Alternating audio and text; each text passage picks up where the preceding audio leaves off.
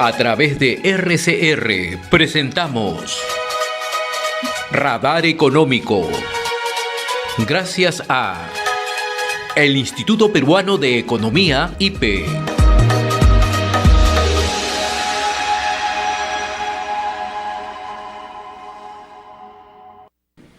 Y en nuestra secuencia Radar Económico le damos la cordial bienvenida a María Alejandra Ormeño, la jefa de políticas públicas del Instituto Peruano de Economía IPE. María Alejandra, qué gusto saludarte, siempre es un gusto dialogar contigo. Buen día, ¿cómo estás? Muy amable. Buenos días, el gusto es mío, José. Vamos a abordar el tema de la situación de Petroperú, ¿no? Que enfrenta una situación muy, pero muy compleja. Si tuviéramos que graficar en el momento la situación de Petroperú, ¿cómo la describiría María Alejandra? Bueno, volvemos a conversar un poco de Petroperú porque han publicado, ¿no?, sus estados financieros a septiembre. Y lo que vemos en realidad no sorprende mucho. Nuevamente vemos que se acumula pérdidas por 355 millones de dólares, ¿no? Esto es una, por decirlo así, una confirmación de que ya nos ha venido dando una señal bastante clara de que tanto el modelo operativo, pero además el modelo de gobernanza no están funcionando, ¿no?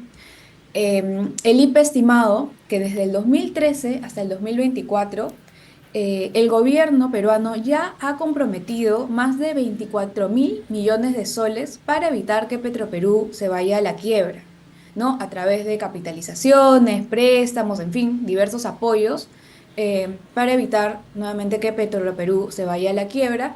Y esto sobre todo se da en un contexto en los últimos años en los que no estamos cumpliendo la regla fiscal, ¿no? Ya recordemos que vamos 2 años en las que los ingresos eh, del Perú son menores a los gastos. Entonces no se está cumpliendo la regla fiscal y probablemente este año tampoco la vamos a cumplir. Entonces hay ciertos indicios de deterioro de las finanzas públicas, pero a pesar de eso, ¿no?, se han destinado 24.000 millones de soles para evitar la quiebra de Petroperú. ¿Podemos decir que en esta circunstancia Petroperú es una empresa quebrada? Eh, es una empresa que según el rating crediticio se le hace, podríamos decir, se le está haciendo muy difícil pagar eh, sus deudas, ¿no? Insolvente, es insolvente en todos sus aspectos.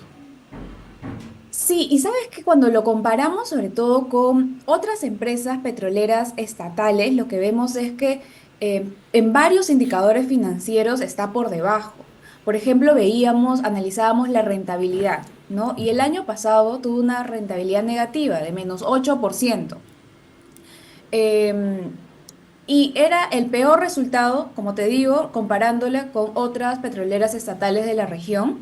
Y veíamos el símil con la colombiana Ecopetrol y Petroperú a ese momento, al cierre 24, triplicaba su deuda, ¿no? Entonces vemos que no solamente es un tema que le está yendo mal, sino que comparado también con otras petroleras estatales, estamos por debajo, ¿no?, en distintos indicadores. Tú mencionabas que se ha destinado en los últimos años 24.000 millones de soles en capitalizaciones para salvar Petroperú. ¿Cuánto significa esto? ¿Cuál es el costo social de Petroperú a nuestro país? Sí. Esa es una pregunta bastante interesante porque ahí vemos que el costo es enorme, ¿no? Es bastante amplio para todos los peruanos y nosotros hemos querido ver qué significan finalmente estos 24.000 millones, y esto significa que se han dejado de construir aproximadamente 300 colegios de alto rendimiento. Se han dejado de construir alrededor de 90 hospitales de mediana complejidad, o ese dinero hubiese servido para financiar aproximadamente 20 veces el presupuesto del programa Juntos, ¿no? Y no hemos elegido estos indicadores al azar, sino que tanto salud, educación o protección social son brechas, ¿no?, que aún el Perú tiene, ¿no? Es ¿cómo decirlo? El salvataje, ¿no? Cada nuevo salvataje a Petroperú finalmente compite directamente con el cierre de brechas sociales o el cierre de brechas de infraestructura, que definitivamente el país necesita con urgencia, ¿no? Ahora, ¿por qué ha llegado Petroperú a esta situación, María Alejandra? ¿Qué ha arrastrado a la empresa estatal a llegar a la situación actual? Bueno, hay distintos factores, ¿no? Yo creo, nos parece, desde el IPE hemos analizado que una de las patas cojas, por decirlo así, es el tema de la institucionalidad, ¿no? Ha habido un deterioro institucional bastante profundo, em, que ha hecho que las reglas cambien muy rápido, que haya interferencia política, que finalmente las instituciones no estén funcionando como deberían, ¿no?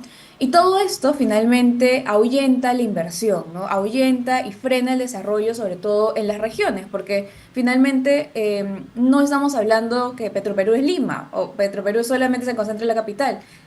Los problemas de Petroperú van a impactar en las regiones. Entonces, por ejemplo, cuando te hablo de inestabilidad, de falta de gobernanza, hay un indicador que nos lo muestra clarísimo, que es los presidentes, cada cuánto cambian sus presidentes, ¿no? Eh, Ahora duran solamente 6 meses, ¿no? Aproximadamente, en promedio, cuando antes permanecían en el cargo aproximadamente 4 años, ¿no? Entonces esto muestra que no se puede tener una continuidad técnica, que finalmente va a afectar en cómo se desarrolla la empresa, ¿no? Eh, y también hemos visto que ha habido em, algunas acciones, algunas decisiones que han dejado, que han sido un poco cuestionadas, ¿no? Por ejemplo, normalmente los lotes, en particular el lote 192, se entregó sin concurso público, ¿no? Esto de alguna manera puede afectar la credibilidad también de la empresa y hacer de que no vengan tantas inversiones como deberían. Y esto lo vemos reflejado también en los indicadores, ¿no? Em, por ejemplo, los contratos de exploración han caído. Antes eran aproximadamente 60, ahora son alrededor de 5. Entonces vemos que hay un impacto en el tema de, nuevamente, credibilidad, inversiones. Y la inversión en general en el sector también ha caído alrededor de 70%.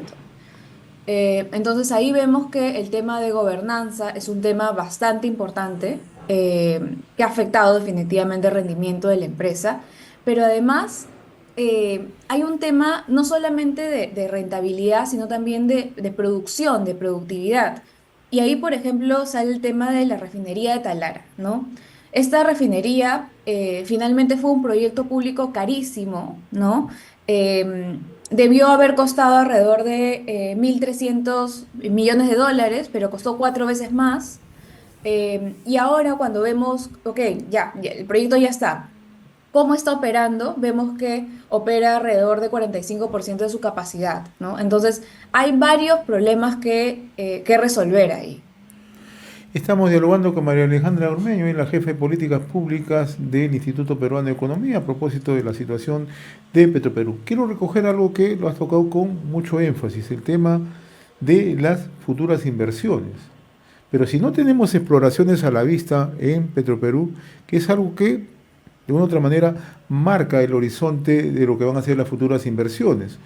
Hay que entender que todas las actividades de hidrocarburos son inversiones de alto riesgo. Eso no la tenemos en este momento en el país. Entonces, ¿cuál es el futuro? Hemos caído en exploraciones y por lo tanto no tenemos inversionistas en el corto plazo, ni mucho menos en el mediano.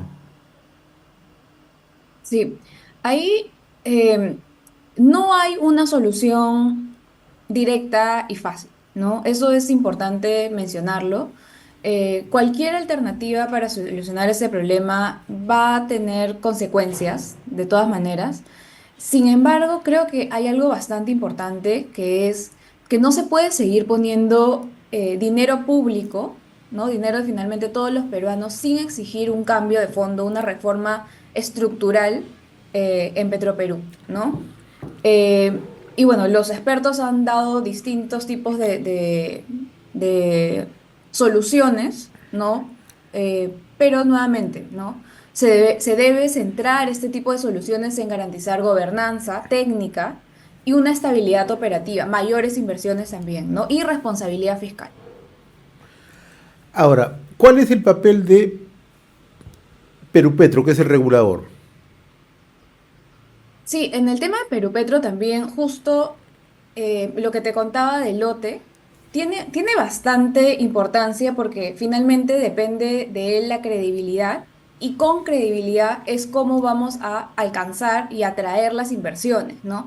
Pero esta entidad que también asigna los lotes petroleros también ha tenido algunas acciones un poco cuestionadas, sobre todo esta del lote 192 que se abrió el concurso público, luego se saca el concurso público, se da específicamente a un participante, entonces esto genera que la credibilidad baje, que finalmente esto impacta, ¿no? Esto impacta en qué inversionistas atrae el Perú, ¿no?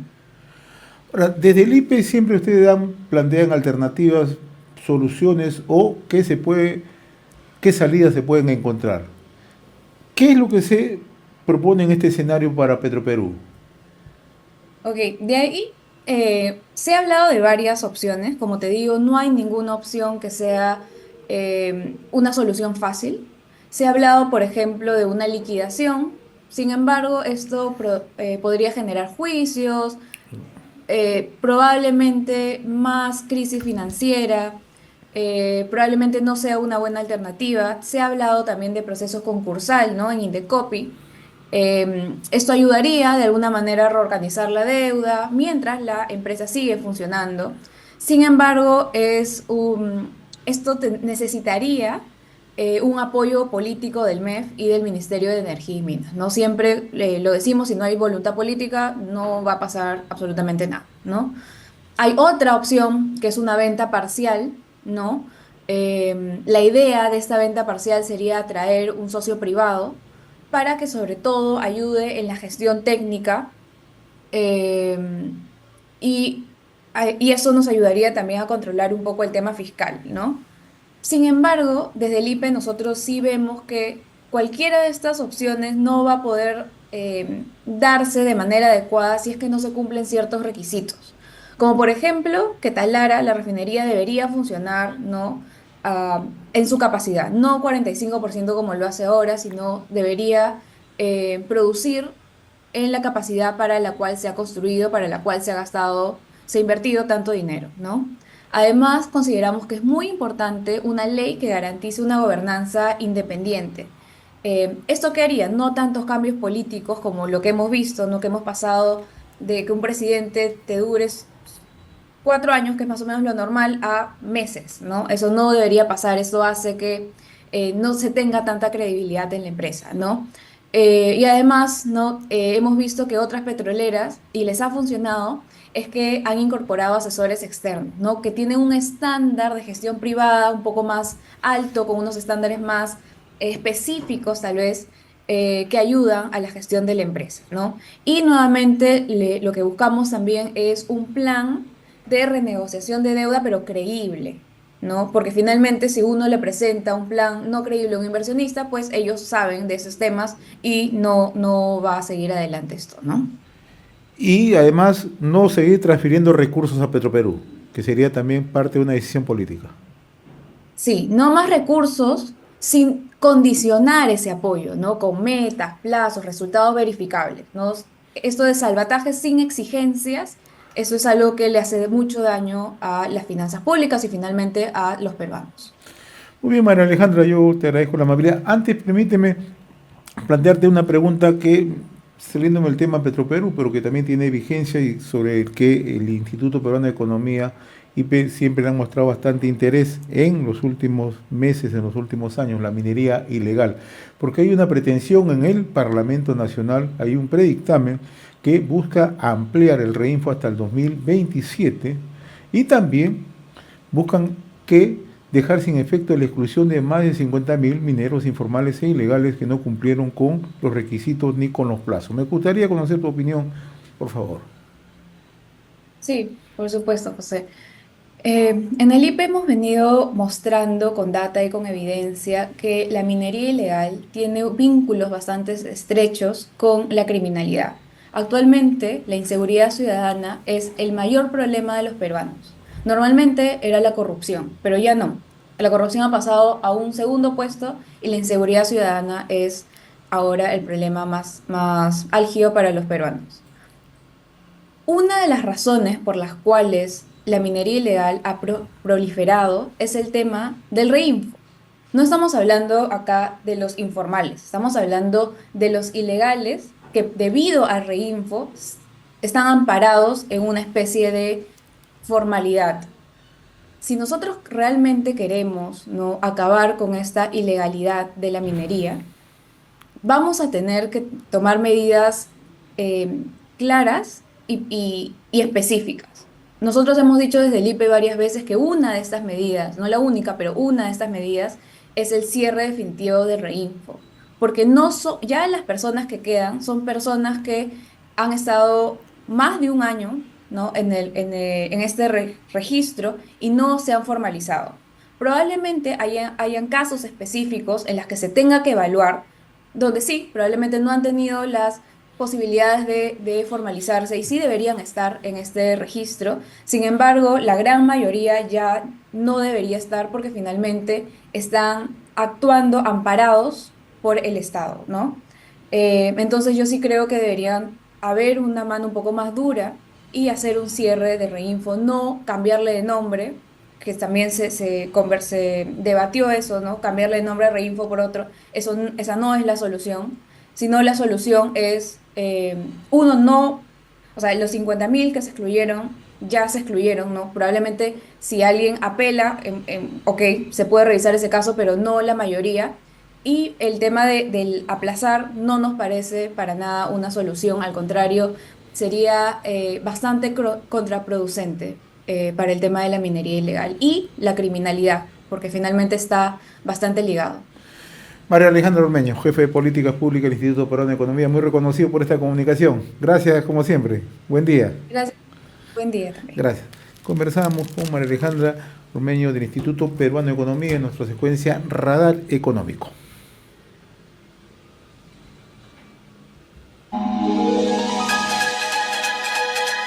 Hemos presentado Radar Económico. Gracias a el Instituto Peruano de Economía, IPE.